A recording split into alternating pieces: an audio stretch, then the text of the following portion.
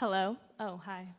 We're going to start in 7 minutes, maybe. So if you want to get a drink or a little snack or say hi to your neighbor, this mic's a little tall, feel free. And we'll start at like 4:40-ish. Yay.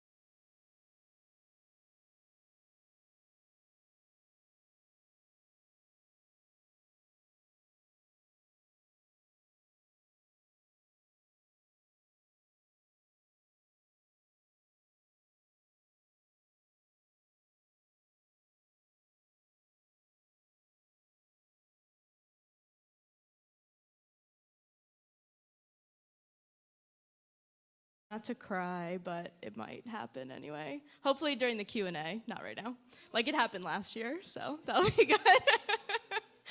For those of you who don't know me, I'm Evelyn. I'm the managing editor of Paperbark.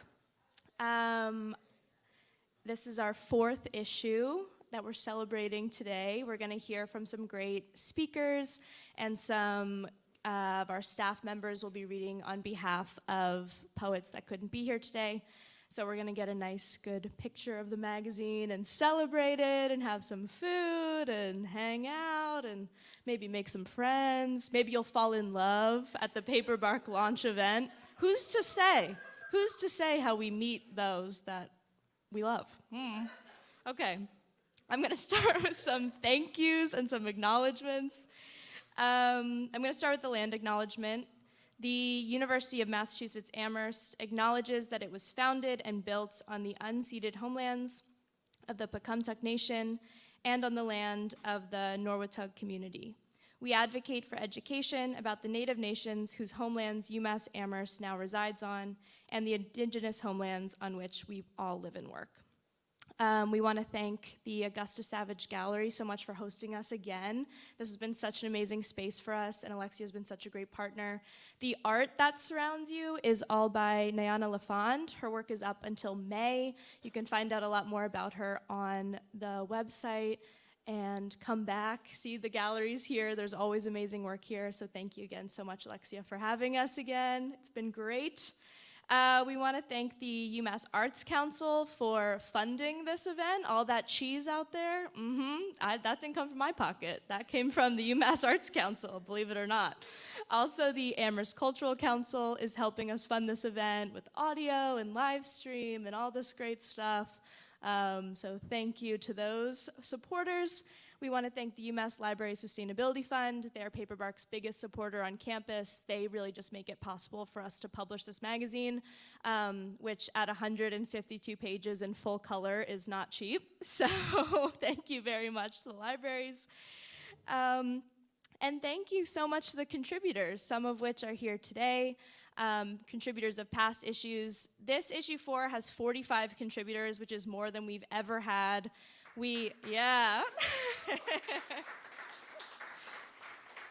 It's almost double last year's, which was a huge undertaking, but really worth it. We're really happy with how the magazine came out. And we're just really overwhelmed by like the quality and the love and the hope and the art and all this stuff that's in the issue. I think it's really, really satisfying and proud moment as a managing editor to like unbox them and see everyone's work in there, and it feels so good. So I'm really happy to be here celebrating. This is like a little bittersweet moment for me. This is my last semester as managing editor and my last issue serving as I graduate. Cue scary music. So if anyone has a job for me, I can make a really good magazine, so just keep that in mind. Really, tell your friends, post about it on LinkedIn, that'd be good. But in all seriousness, thank you so much to everyone who's worked on the magazine. This is like a huge undertaking. The board members, the staff members, the funders, the readers, the contributors. Thanks to everyone who's worked really hard to put it together. So we're gonna hear from 4 contributors today, and staff speaking on behalf of poets who couldn't be here. We are going to start off our reading with the ever amazing C.A. Conrad, who will be introduced by Jade. Thank you.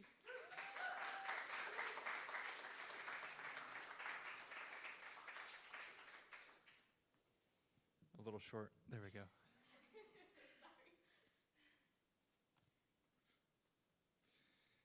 C.A. Conrad is a singular poetic voice, perhaps best known for somatics, a school of rituals they developed in response to a felt need to stay present in their body.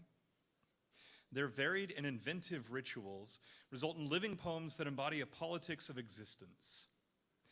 I ask all you talented people spending many creative hours perfecting killer drones, guns, and bombs to please know we are waiting for you on the other side of art in the no-kill zone. ends their poem, Golden in the Morning Crane Our Necks, with which they open Amanda Paradise. For that collection, they traveled all over the country doing rituals where they would flood their body with the sounds of extinct animals. They're also the recipient of many awards, including most recently the Ruth Lilly Poetry Prize, sort of a big deal. But more meaningfully to me, they are one of only 2 poets who I view as mentors, and they are someone I truly admire and respect. C.A. Conrad.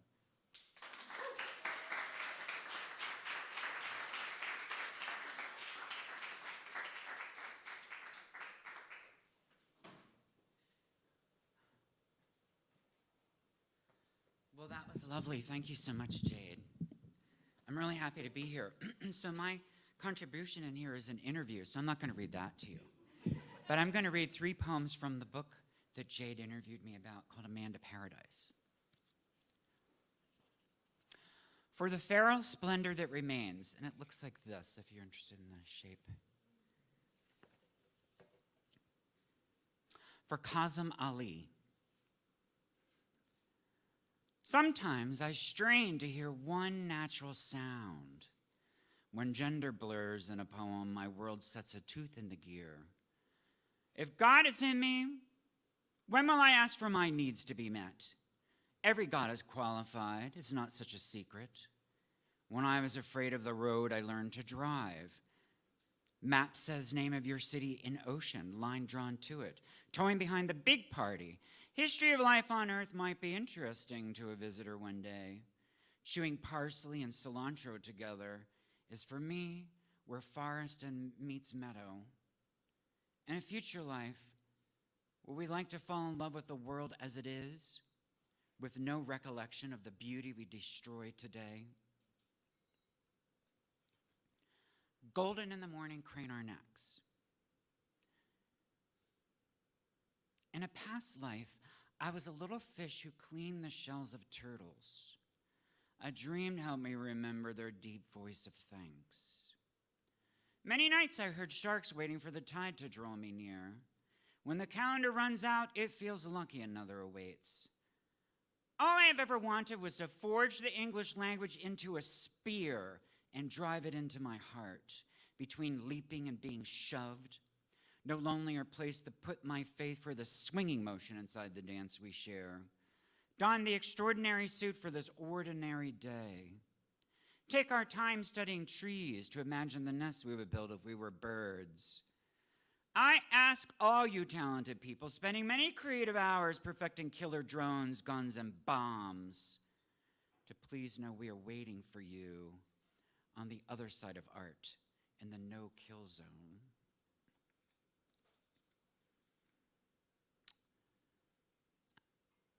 On all fours, I am a seat for the wind. Most of my family's international travel is being sent to war. If we judge love, we can kill off anything, drag by our hair across the days until they make their way inside our dreams where we get to evict them. I want to thank the one who invented knocking on the door, but no one remembers their name to tattoo across my knuckles. I asked an archaeologist about first time she stuck a shovel in the ground. Her answer had same restorative powers as the grave diggers. When we die, we can no longer wipe the muck off, just lie there, becoming shit of the world. Eat a chip of your own dried blood. Join me in the cannibal sunshine, fully persuaded by the world through song. Each morning, a blue jay screams at edge of the clear-cut forest. I scream with her at the bleeding stumps, scream inside something borrowed like ocean, like skin. I want to see before I die a mink wearing a human scarf, skin from a handsome hairy leg. Meow. Thank you.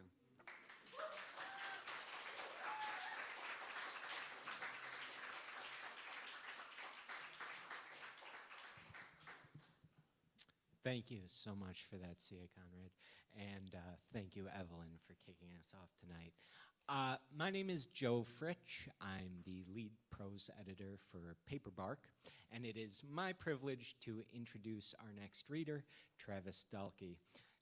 Travis Dalkey is a writer and illustrator coming to us live and in person from Connecticut, and not just any part of Connecticut, but I've been informed the quiet corner of Connecticut. His work includes a novella entitled Milkshake and a hybrid collaboration, Mount Summer. His work also appears in Joyleaf, Had, Overheard, and the Longleaf Review, to name but a few venues. Travis's story in Paperbark, Carrie Underwood, immediately struck me for its unabashed candor and fantastical imagination. In East Stafford, frogs may very well be the size of bears, but rest assured, shopping mall staples, Haagen-Dazs, and anthropology still resemble their real-world counterparts.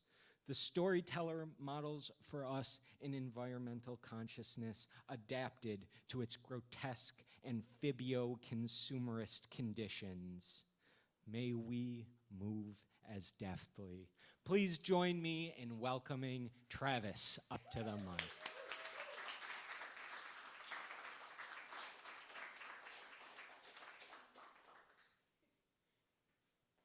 Thank you, Joe.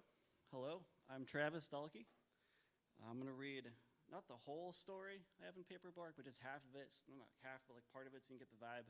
And then you can read the rest as like a fun, interactive activity for the future. Do you want to read the whole thing? I don't know. We'll see. I'll feel it out. I'll feel it out in the moment. Okay.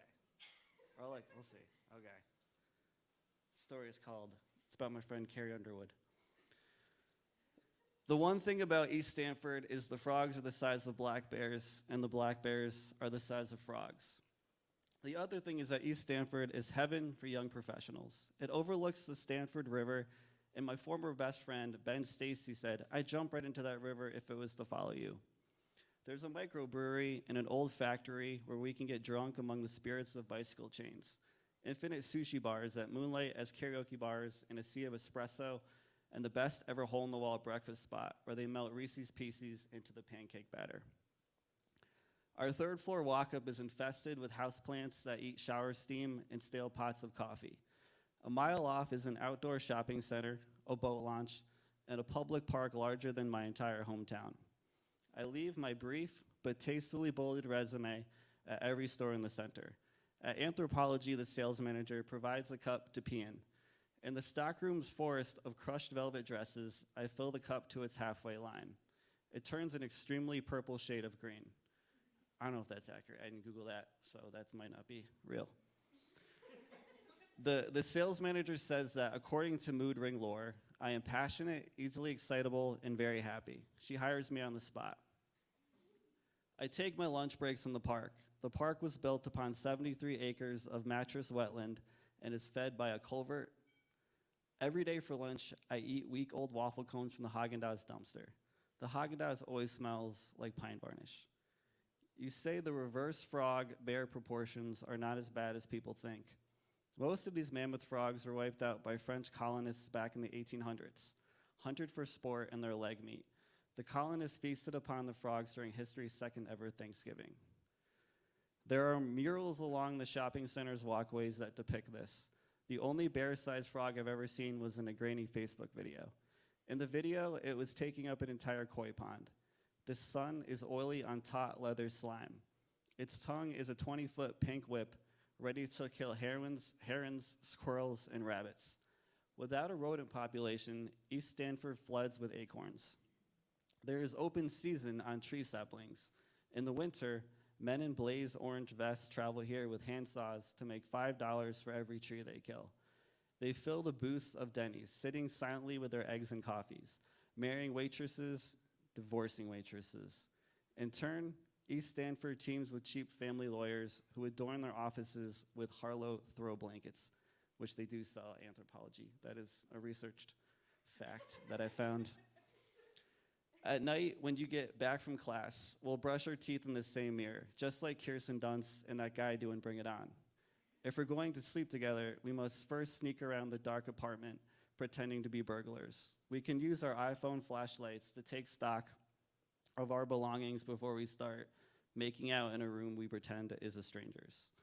In spring and summer, or over the course of frog chirping, We can yell each other's names without anyone noticing. It is less like chirping and more like something mechanical that doesn't work anymore and might explode. The warmer it gets, the louder the frogs are. It gets so warm out that we can hear the chirping even when they've paused. You describe this as a medical anomaly, a phantom sound that exists in an otherwise quiet environment. At Anthropology, I turn the dial of my earpiece up. My manager's parents have been divorced since before she was born. My manager grew up in East Stanford. As a child, she leave out piles of garbage for the tiny bears. She once caught one and kept it in an aquarium at her father's condo. She has a crescent moon scar on her knuckle from where the bear bit her. When it's cold, the tiny bears burrow in the ground. To help you through medical school, your parents send you an envelope every month which contains a check for $5,000. On your birthday, the check is always inside a card. In the culvert, there are enormous layers of frog saliva. When the tadpoles emerge, they feed on catfish. It is important when walking the park to stay on the trails. On hot days, a rotten lake drifts over the shopping center that we covered with jarred blue fur, and firewood candles. My manager tells me as a child she was attacked by a frog. It was most likely defending its nests. My manager proudly describes her mother driving it off with a pipe. Her mother is a hero. Each night to fall asleep, I imagine myself saving my manager from a frog and getting promoted. On days off, I scrape mildew from our tub. I do this while showering. I'm good at multitasking. The Clorox I spray dries in hieroglyphics. There is a swamp on the outskirts of the city that is very dangerous. The couple who own Haagen-Dazs filed for divorce. After it closes, the shopping center seems to die with it. Anthropology overflows with creams, wool throws, and scalloped pendants. The faux succulents grow a film of powerful dust that makes me cough. When my iris get cut, I still visit the shopping center for afternoon walks. Even at home, I am always coughing. You'll be up at night beneath a flickering chandelier with your textbooks, poring over human bodies unattached from themselves in diagrams. Their expressions are indifferent to being so vulnerable. When you need more space to become a pediatrician, I'll move in with a coworker. My new roommate takes long showers, creating exotic and undiscovered blooms of mold in the bathroom. You have a new roommate too. He's a sapling hunter with a beard so black it looks painted on. When I break into our former apartment, I see you bought yourself a turntable along with several country LPs to drown out the frogs. I imagine you and your logger at a musty flea market together, splitting Reese's pancakes after. The bathtub is splashed with permanent black streaks. My former window is taped up with red flannel. When you become a pediatrician, it will almost be Christmas. We will move back in together. We'll be far from the river. A Ben & Jerry's claims the space Haagen-Dazs left. Anthropology's foot traffic returns. The shopping center is alive again. It shakes off aphids and moss and decay. They are talking about draining any remaining wetlands and building a hotel. 4 people named Megan have been promoted to sales manager. Megan says I'm on track for a promotion, but I'm not quite there. The hotel by the culvert is a steel beam monument to something. We unpack boxes. We use our phone lights to reveal stereo equipment, flatware, and photos from vacations we took when we lived apart. We whisper about what we'll steal. If I were a real burglar, I'd take your roommate's whittling knife and toss it in the culvert. When you get pregnant, we say, we're pregnant. I saved the test strip in a 7x3-inch velvet-lined box, once used for a rhinestone scallop choker. Our child is named after a famous country singer. I wanted to name her after the mother who fought the frog with a pipe. We tell our daughter to keep away from the culvert and the park and the shopping center. Right before Christmas, we catch a bear for her. She names it after herself. It lives in an aquarium next to the bed. The bear has a little ceramic cave surrounded by little plastic evergreens and a feeder that contains honey and water. When it hibernates, our daughter taps the glass to see if it's dead. Thank you. That was the whole thing.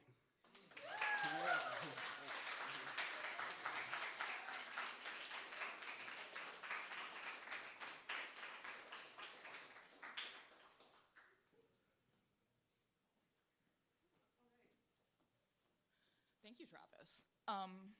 Thank you, everybody. Yeah. Hi, I'm Jane. I am the lead poetry editor at Paperbark this year, and I am really proud to announce our next reader, who is Martín Espada. Martín Espada is not just a poet.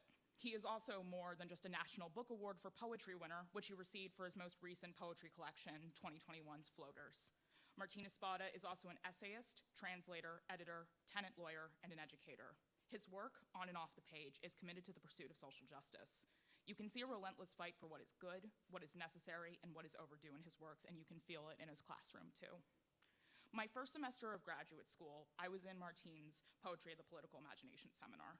Beyond a comprehensive reading list ranging from Allen Ginsberg to Nassim Hikmet to Rafael Campo, Martín maintained a tradition at the beginning of each class. Person by person, he asked how everyone was, and he somehow managed to look you in the eyes while doing this, even if we were on Zoom. It was the most uncanny thing. And he didn't just say it, he meant it, and we knew he meant it. In a class on poetry, tackling racism, misogyny, poverty, war, and prison, just to name a few, Martín showed his revolutionary spirit through this act of kindness. As I already mentioned, Floaters won the National Book Award and was also a finalist for the Los Angeles Times Book Prize. Martín's other honors include the Shelley Memorial Award, the Robert Creeley Award, the Massachusetts Book Award, the International Latino Book Award, the National Hispanic Cultural Center Literary Award, and fellowships from the National Endowment for the Arts, the Massachusetts Artist Foundation, United States Artist, and the Guggenheim Foundation. In 2018, he was awarded the Ruth Lilly Poetry Prize, which Jade mentioned, kind of a big deal. We are so lucky to have Martín at UMass Amherst, and we are lucky to have his poem, Letter to My Father, in Paperbark issue 4.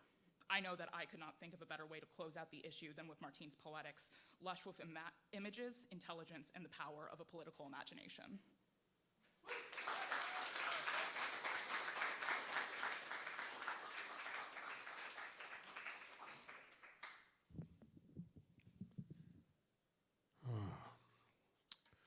Buenas noches.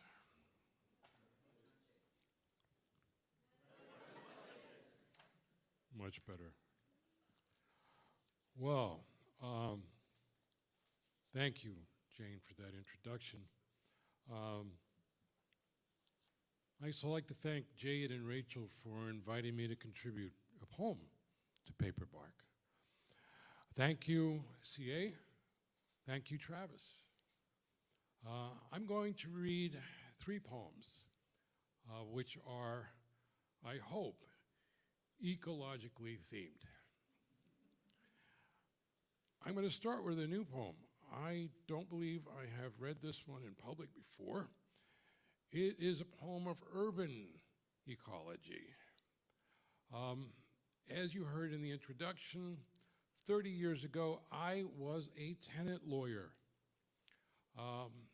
I was the supervisor of a program called Su Clínica Legal, a legal services program for low-income Spanish-speaking tenants in Chelsea, Massachusetts, right across the Tobin Bridge from Boston. And I saw every year a climate crisis. Human beings in winter without heat and the disaster that could result. And some of you might be aware, we just marked the first anniversary of a deadly fire in the Bronx caused by a space heater. It killed 17 people a year ago. This is a new poem, and it's supposed to come out in the nation sometime in the next decade. I don't know. The city wears a coat to bed. The white army of winter spreads across the city. Boilers and radiators die in their sleep, their skin cold to the touch in the morning. The city wears a coat to bed. The city watches the wraith of breath rise in the kitchen. On Friday afternoons, the judges slip off their black robes and drive home. There is no light in the windows of the courthouse. There is no one to read the affidavit or sign the injunction to shove into the landlord's hand so that heat courses through the heart of the boiler and the looping hard veins of the radiator again. No one to hear the tenant's story translated, her sons and daughters shivering in their coats on the mattress, snot on their sleeves. the judges and the landlord home, or stopping in a bar on the way home. She tells me instead, the lawyer who speaks Spanish, and explains in Spanish why there will be no heat this weekend, why there is no one at the courthouse to listen, and still she pours her story into my ears till they swell to bursting. I walk her to the doorway of the office. The secretary is in the bathroom, the office space heater in the corner. Suddenly, I am steering the tenant out the door with the space heater in her arms as she says, gracias, over and over. And I say, okay, okay, knowing the secretary would yell my name louder than the time a drunk with a lightning scar on his belly charged through the door, naked but for his socks and a Salvation Army blanket. The secretary would not miss the office space heater till Monday. I am the hero of this story, riding the bus home across the bridge, till I remember the words I should have said about the glowing coils too close to the mattress. How every week another fire rolls the smoldering wraith of winter through the bedroom as sons and daughters sleep. How every week EMTs tuck white sheets over bodies dead as a landlord's boiler.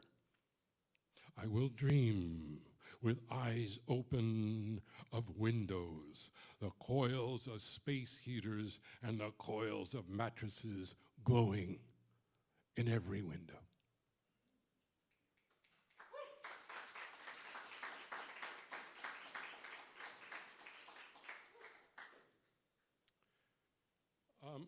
I have been writing a series of love poems for my wife in the voices of various animals. Thus, the next poem. Lonesome George was a real Galapagos tortoise.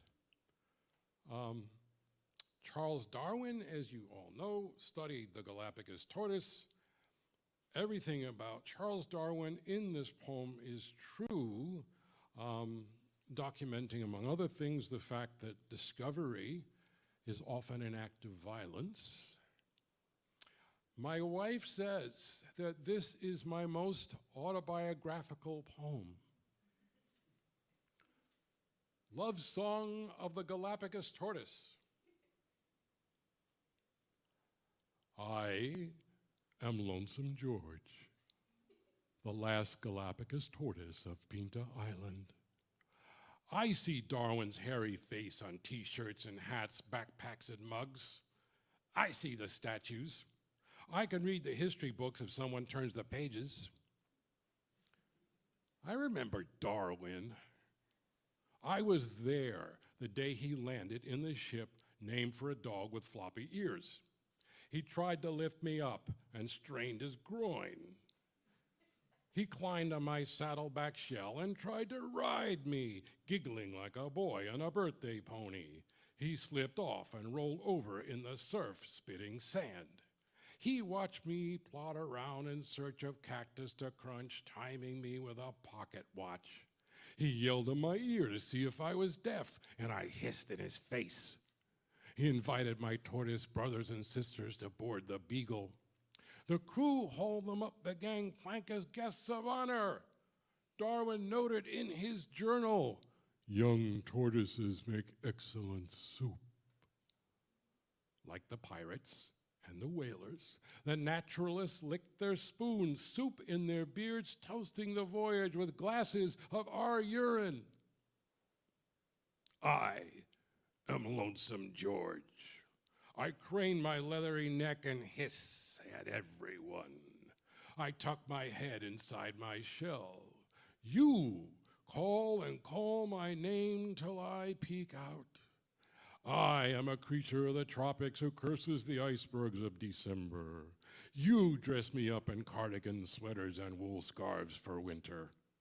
I groan about my gut, intimidating the curious with a drum roll of flatulence. You feed me the cactus of Pinta Island and pizza from the Jersey Shore. I am afraid of the toaster and dream of Darwin's beard caught in its coils.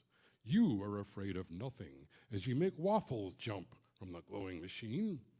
I plod down the road as cars honk behind me, seafarers hungry for soup. You let me steer the car, even though the world is blurry and you yell in my ear when the other cars cruise like pirate ships through stop signs. I will hiss at the next TV reporter who calls me Lonesome George. This world teems with pirates, whalers, and naturalists on parade, waving their spoons in the air, craving the delicacy of buttery tortoise flesh. But now I crane my neck to croak the love song of the Galapagos tortoise for you, and you swear I am your Frank Sinatra, I am your Sam Cooke, I sing better than Darwin.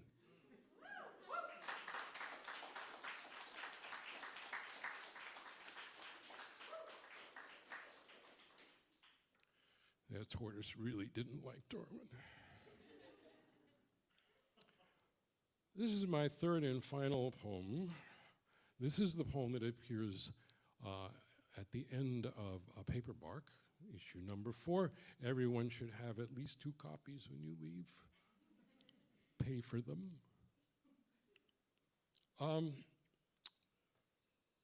This poem is called Letter to My Father.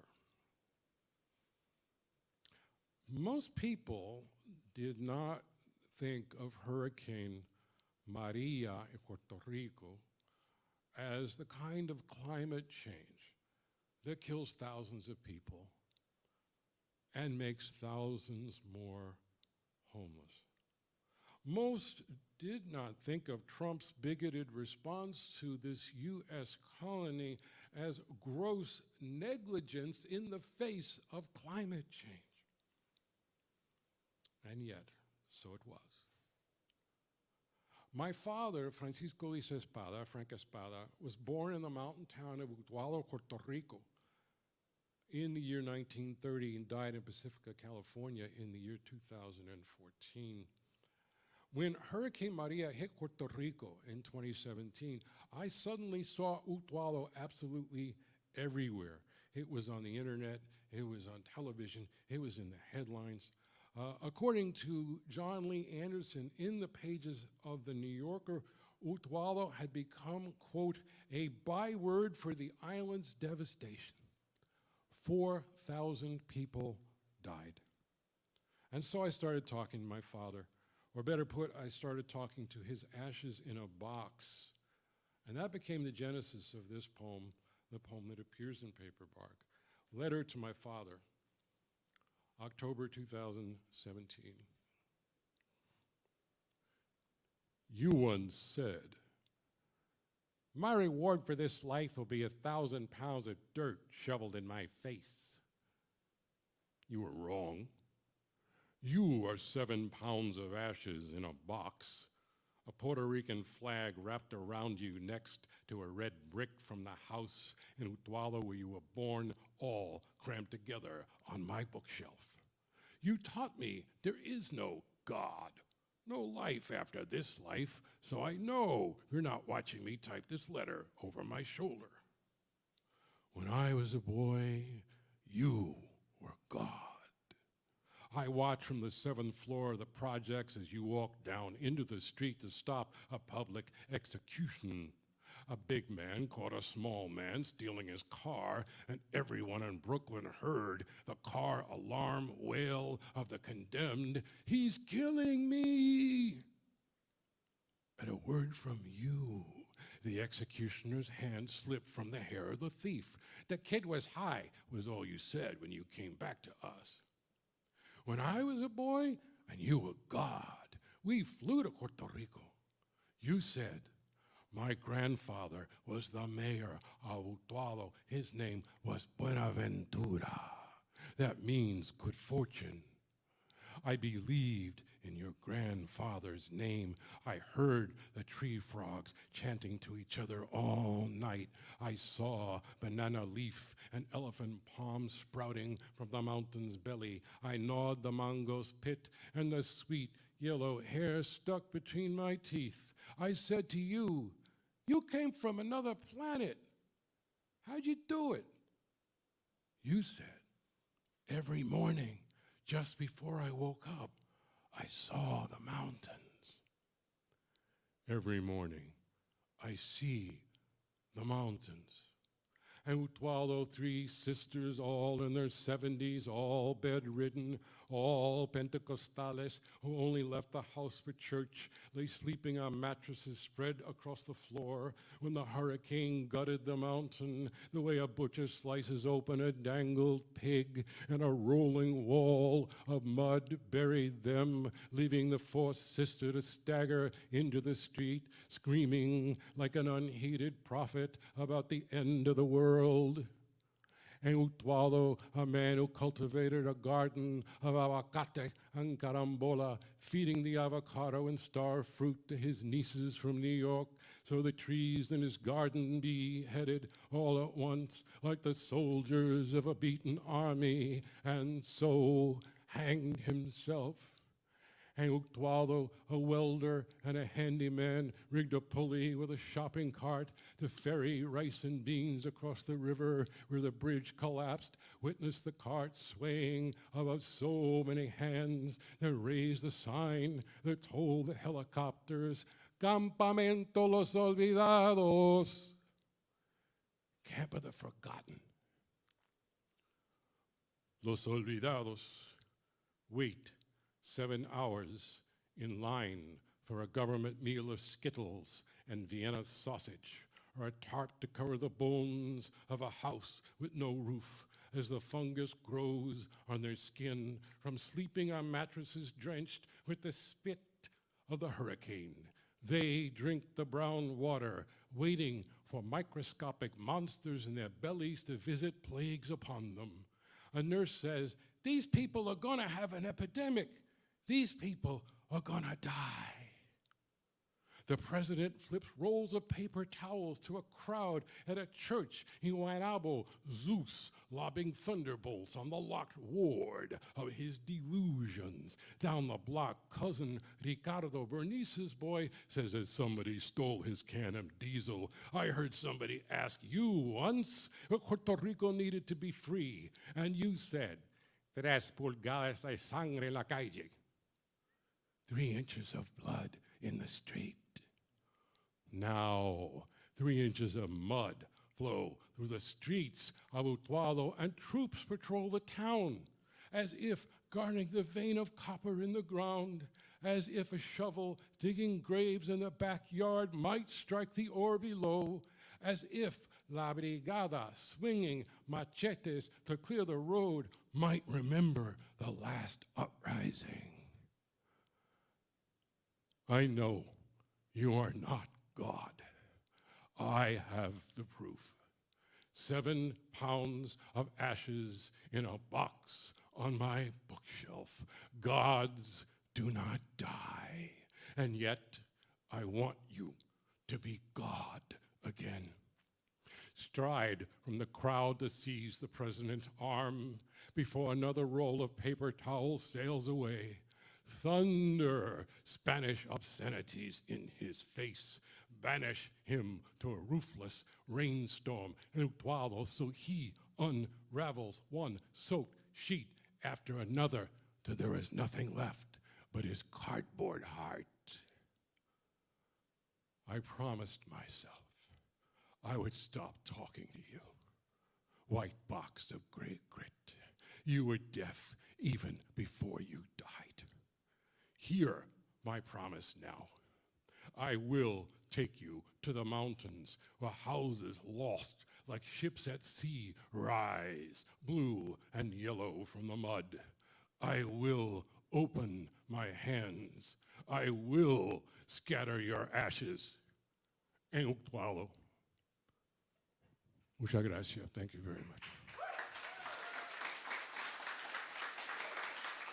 Thank you.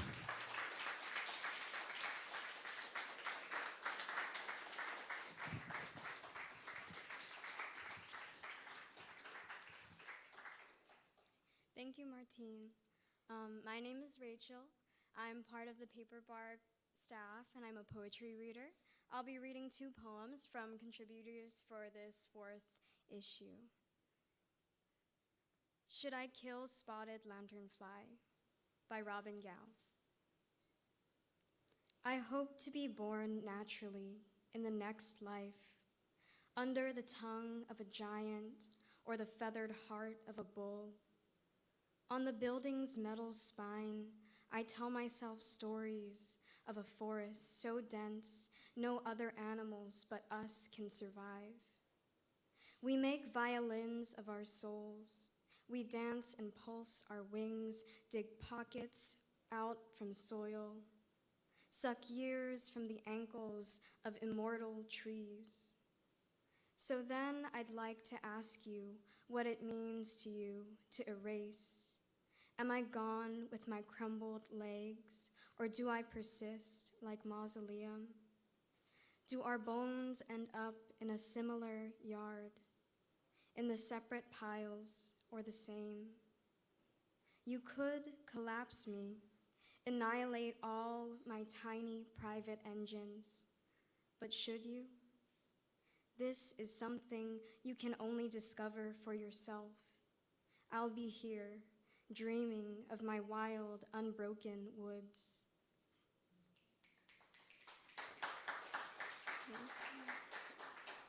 And then this next poem is called Peach Moon by Santana Shorty.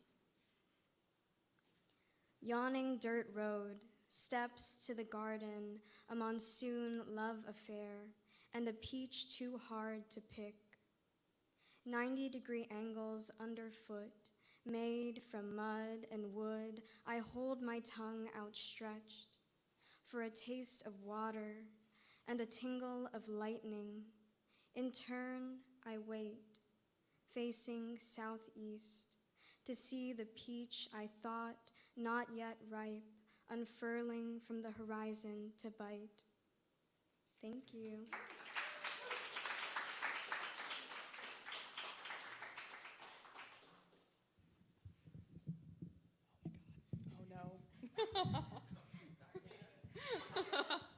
Hi everyone, my name is Jen. I'm a poetry reader on the Paperbark staff, and I'm going to be reading on behalf of contributor Lauren Camp.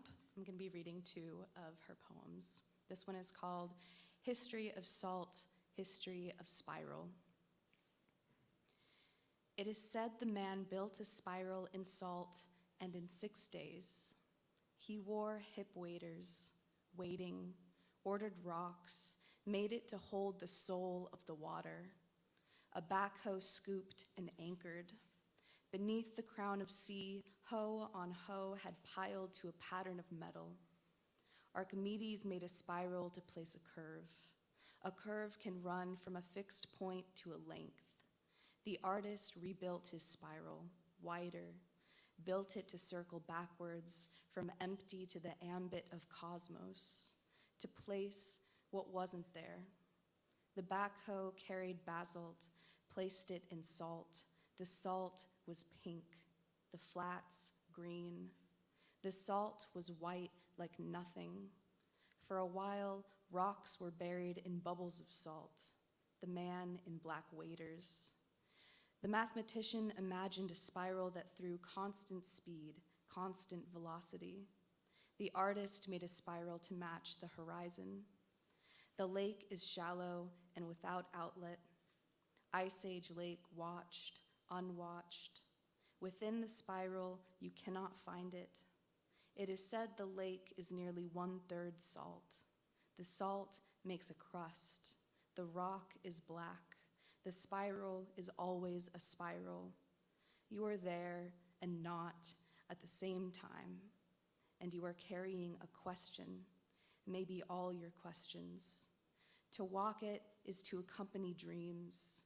You walk to a sound that is neither a hum nor a squeal, but time shifting its angles, sand seeding, Later, the colors will be earth, pink, green. It is said that absence will come forward. You will need to see from above. You will not see.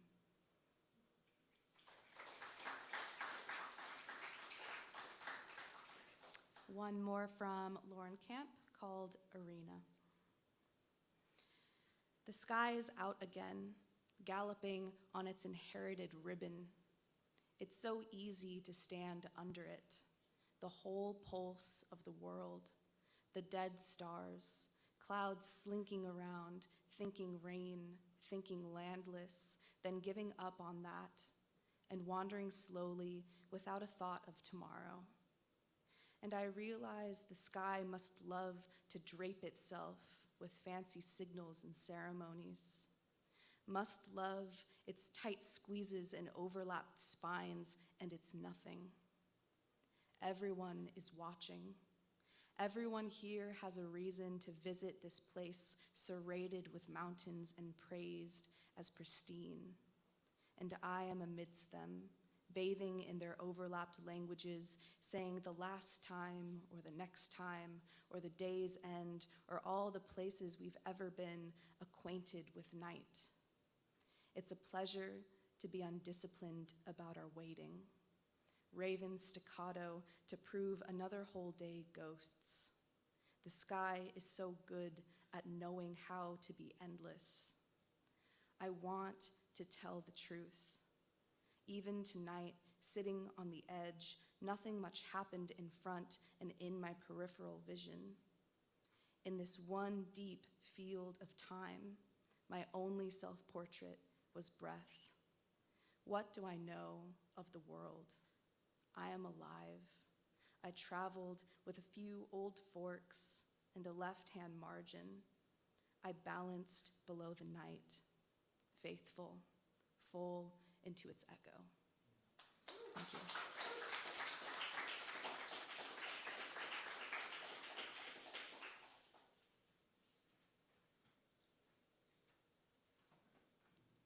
Testing. Okay. Hi.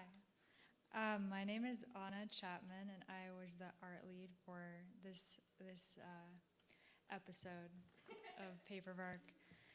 And I'm here to introduce Seema Kademi. Seema graduated with an MFA from UMass in the same program I'm currently in last year, and currently teaches as a part-time lecturer at UMass. Her work, Tactical Satin Series, delves into the intricate nature of identity in the context of diaspora and immigration. By highlighting the exclusivity of certain environments, the artwork sheds light on the difficulties faced by individuals in navigating such spaces. Here is Seema.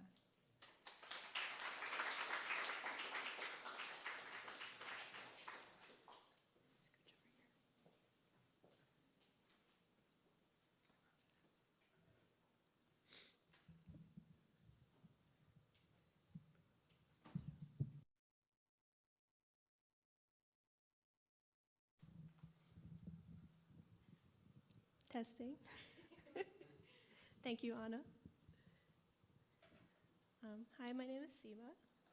As Anna mentioned, Tactical Satin Series delves into the intricate nature of identity in the context of diaspora and immigration.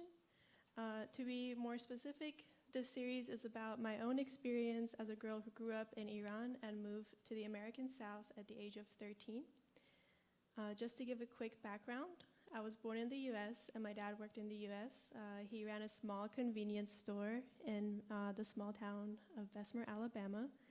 I know, how in the world did he end up there? That's a story for another time. Me, my younger brother, and my mother lived in Iran during the school year, and we would live in Bessemer during the summertime. When I was 13, we decided to permanently move to Bessemer to live as a family. As you might imagine, this experience was quite the culture shock.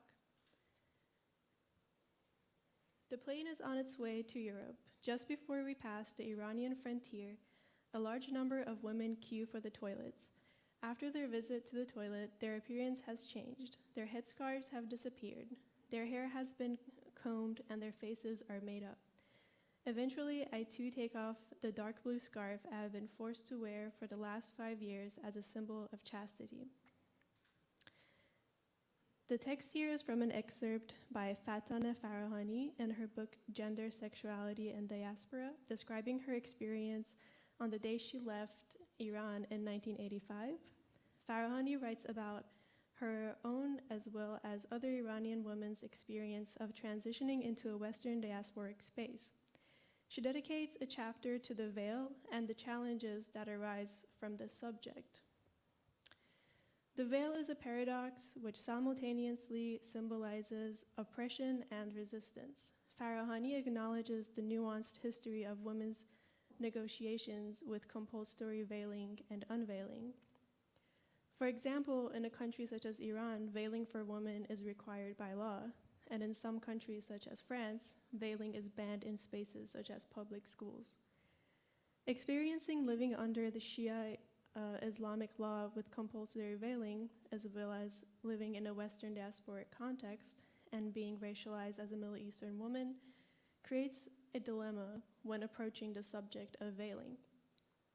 Tactical Satin is not only about the navigation of spaces, but also my attempt to reconcile this dilemma that reflects the challenges of the veil, both in Iran and the Western context. In Iran, I cover my body if I want to access the public environment. If I want to move freely through the streets without the harassment of morality police, I must have proper hijab. The chador is a large cloth worn as a combination head covering, veil, and shawl, usually by Muslim women, especially in Iran. The chador is a cultural item. It has become a part of the Iranian identity. It is seen as, in the eyes of the Islamic regime, as a symbol of resistance towards Western values and is arguably the most acceptable form of clothing for women in public. It is meant to hide the female body from the male gaze. It supposedly gives women a full passage to walk freely through the male-dominated environment. As you can see in this picture from 2011, when I was 17 years old and a rebel, I never enjoyed wearing hijab in Iran, especially the chador. I have actually been stopped multiple times by the morality police because of this outfit, minus the hat, because my arms and my hair was showing too much. In fact, I remember being in my cousin's car as she was driving through slow traffic when I saw an officer ahead. As I rushed to fix my scarf to hide my hair, the officer noticed my short sleeves and pulled us over. This resulted in my cousin's driver's license being taken away for a day. If I was wearing a chador, I would have never been stopped, and my cousin would not have her driver's license taken away. As a woman, the only way I could exist in the public space was to be completely hidden. This need to be hidden is paralleled in my experience of moving to a rural area in the US. However, not because I'm forced to be hidden, but for wanting to blend in the background and not to stand out as a foreign or particularly a Middle Eastern person. Upon moving to the US, I experienced a mixture of anxieties stemming from gun violence as well as negative stereotypes associated with the Middle East. I often experienced hesitation, suspicion, and even hurtful words in my encounters. Uncomfortable conversations justifying wars in the Middle East were not uncommon either. My family had been robbed at gunpoint at our convenience store before. I was too young to remember, but the fear has lingered with me since. Even now, the American landscape can feel daunting to me at times.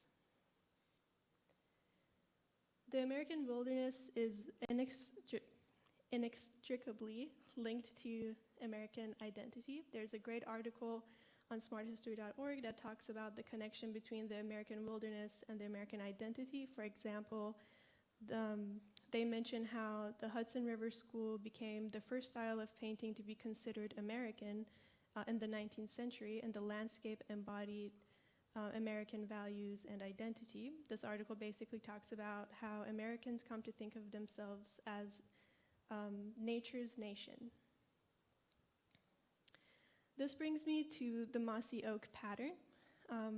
By taking a handful of Mississippi dirt, sticks, and leaves and transforming it into a photorealistic camouflage, Toxie Haas created the mossy oak pattern in 1986. This pattern is very popular in rural America, especially in the South. It is manufactured for hunting, yet it is very popular for both casual and even, in some cases, formal wear. Creating a chador with this pattern reflects the duality of my experience as an immigrant. So brings me to the Tactical Science series, which is a series of 10 photographic prints in this that depicts a figure, which is myself wearing the mossy oak print in a typical rural setting or kind of woodsy area. 5 of these images consist of an unknown figure using the camouflage chador to hide herself. She is covering her body to protect herself. Her identity is lost amidst the fabric, blending into the foliage. Is she hiding, or is she entangled by the weight of ideology? Though the attempt to hide, there are moments where her silhouette is visible through the fabric, suggesting that sunlight is hitting her skin. Is she struggling to challenge conservative ideology that comes with hijab by suggesting that her skin is exposed to the others on the other side? The pattern could suggest that she is blending into the woods to avoid being recognized as the other in a Western context.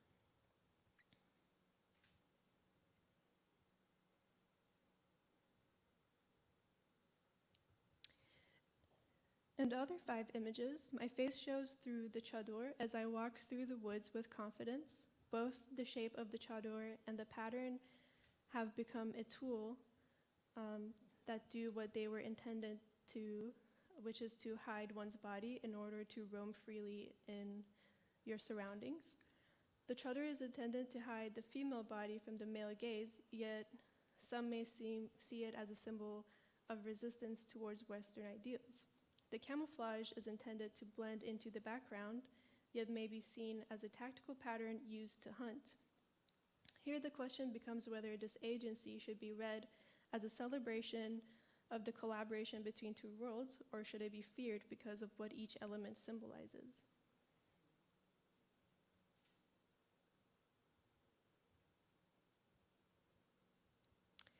These prints are installed side by side and alternate between each other, asking the questions: does this piece of clothing that is created by 2 elements that come from 2 radically different worlds create confidence and agency, or fear and uncertainty? Is it meant to hide my female body or my Iranian body? Should I be feared because I am wearing hijab or because I am wearing camouflage? What are my intentions? Thank you.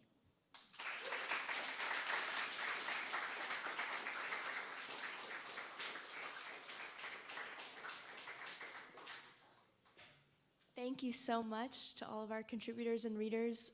We'd like to invite the contributors back on our makeshift stage for a brief Q&A.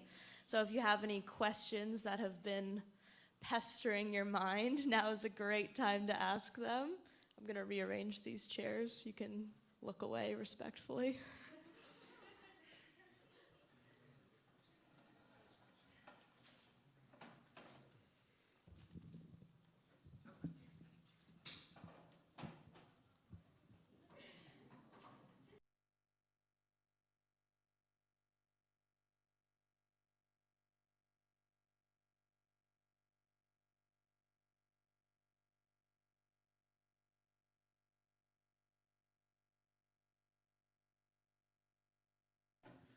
Come on in, Travis.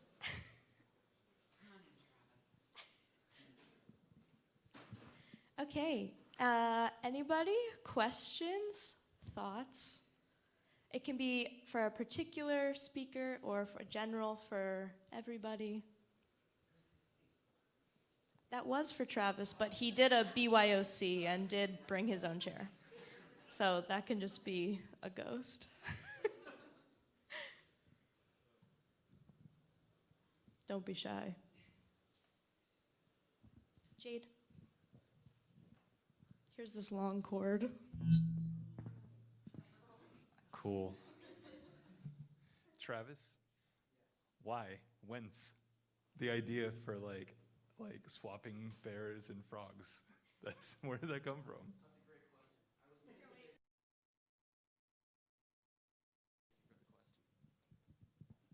This story came when I was hiking in the forest with my partner. I turned to her and I said, what if bears were the size of frogs and frogs were the size of bears? And she wasn't really into it, but I put it in my notes app, because everyone has that notes app as a fiction writer or a poetry writer of different ideas that you want to return to. And I just, for Paperbark, I said, today's the day to write this story. And I just really wanted to write it through the lens of a relationship between two people, as opposed to just making it about frogs. The size of bears and the bears the size of frogs. It would be more interesting if it was more of a relatable story about, following a partner, somewhere to a job. And yeah, that's about the long and short of it, I would say.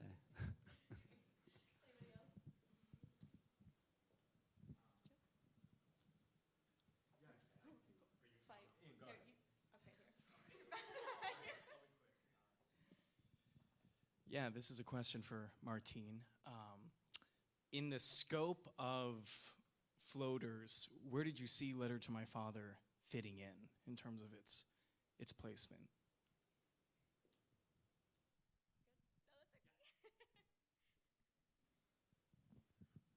In the scope of the book, Floaters, Letter to My Father, was, I believe, the first poem I wrote for the book, and it was the last poem in the book.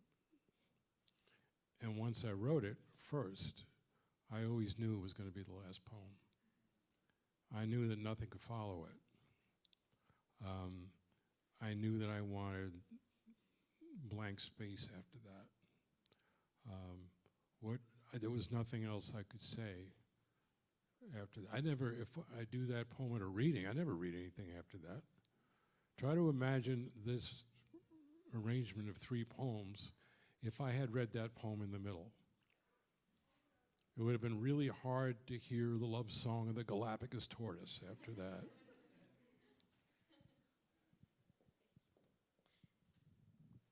Anyone else? I could repeat it if you want to. Or if you want to come up, feel free. Yeah. This is regarding tactical satin. I was curious, where did you get that much fabric for the mossy oak camouflage to use in the pieces? Did we all hear that?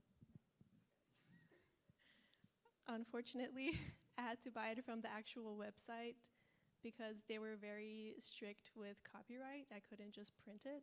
So I had to go to their website and spend about $70 to buy a satin mossy oak pattern fabric, which was meant for formal wear. It was the heaviest chador I've ever felt on my head.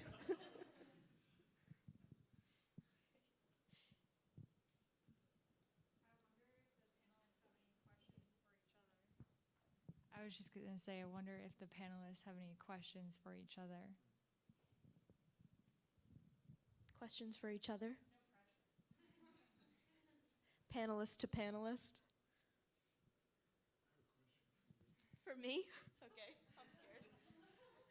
Can I get some water? Yes. Someone get this man some water. I have a question that I'd like to ask. I think this one goes more towards Travis and Martine, but based on the selected readings today, but others feel free to chime in as well. I wanted to ask about your perspective and creative process with comedy, with humor. The Galapagos turtle poem was so, go ahead.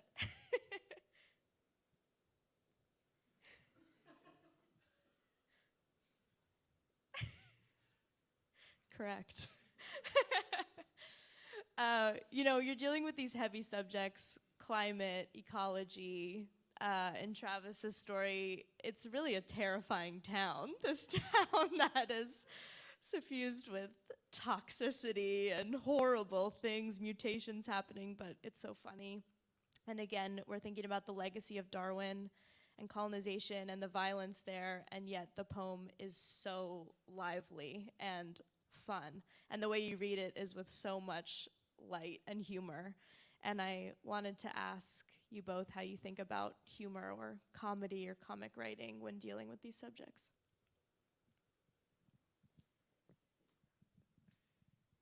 I would say that it's like definitely like kind of like a security blanket, like being like super dealing with something that is very dark and heavy.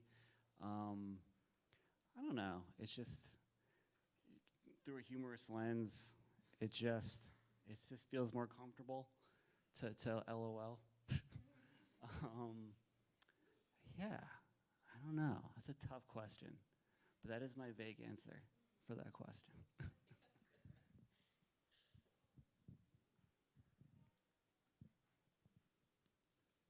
Well, if we think of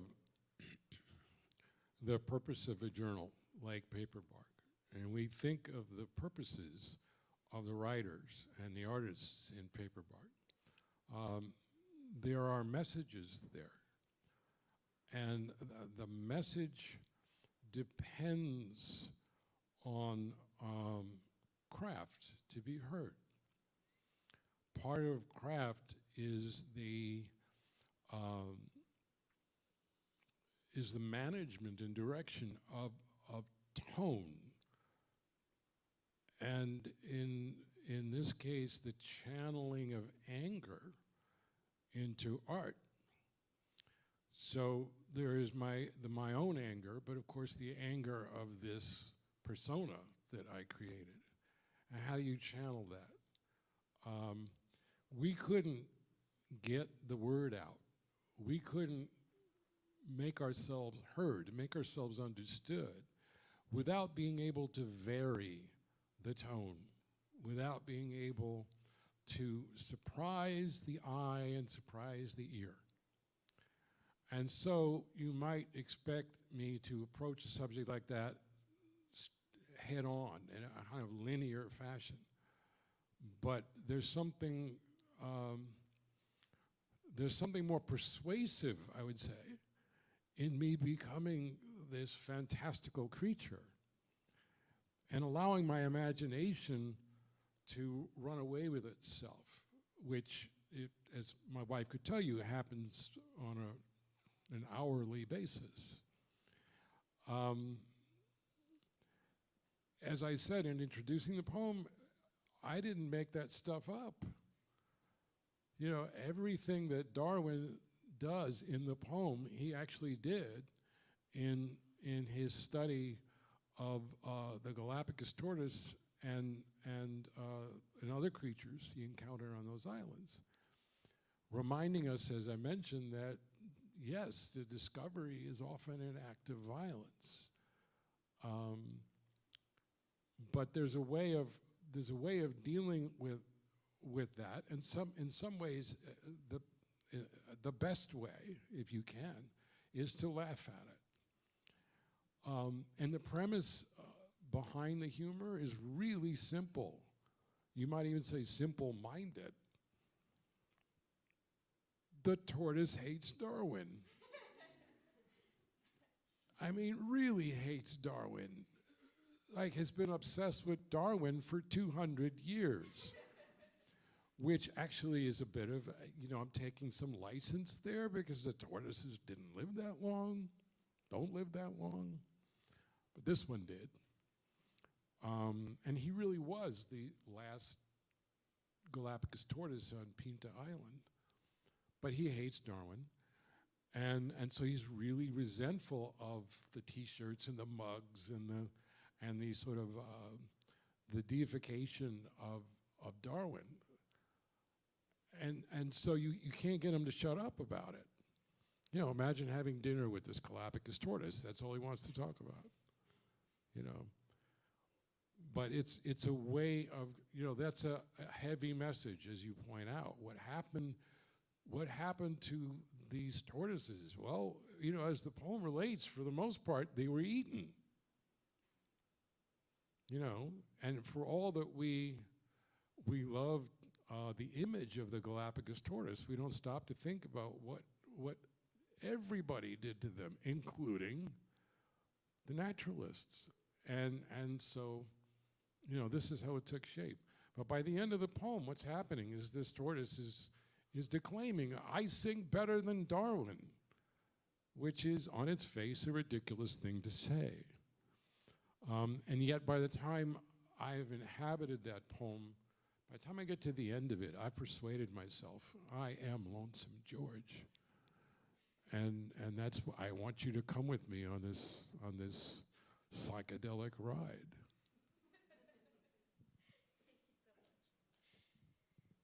Anyone else? Maybe one more. Thank you. I have a question about your work, and it seems like when you're wearing the chador in the collection, a lot of it is about how you're being perceived by the rest of the world. So when you are in that outfit, I wanted to ask, how do you perceive yourself?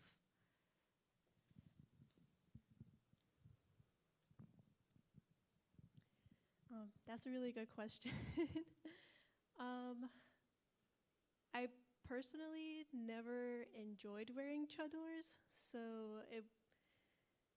I didn't enjoy wearing the chador and looking at myself in the mirror, but at the same time, I could hear it in my head how my grandma would be so happy to see me wearing a chador. So it's kind of a duality, I guess. Does that answer your question? It's the best I can do. Thank you so much. Let's thank our contributors one more time. Thank you so much.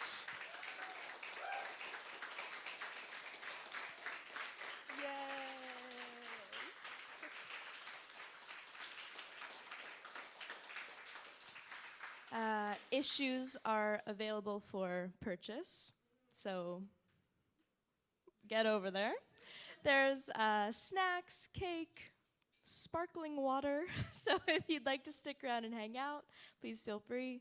Thank you all again once more for being here. It's really means a lot, and this is a beautiful issue. Thanks to everyone who's been a part of it. That's all. That's it. Thank you, thank you.